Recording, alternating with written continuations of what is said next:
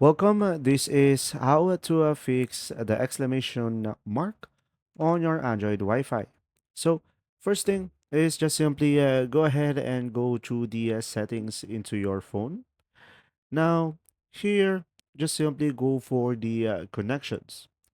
Now over here on the connections, you can just simply go for the Wi-Fi.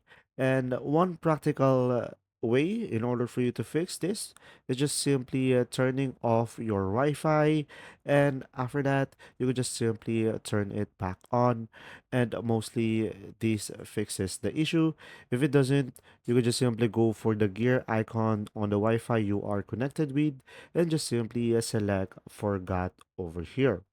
And now, once you forgot it, you will just simply tap on it again and just simply enter your password and just simply reconnect into the Wi-Fi. Now, guys, if any of that doesn't work, you must contact your internet provider services in order for them to fix the issue because you cannot do anything at that point.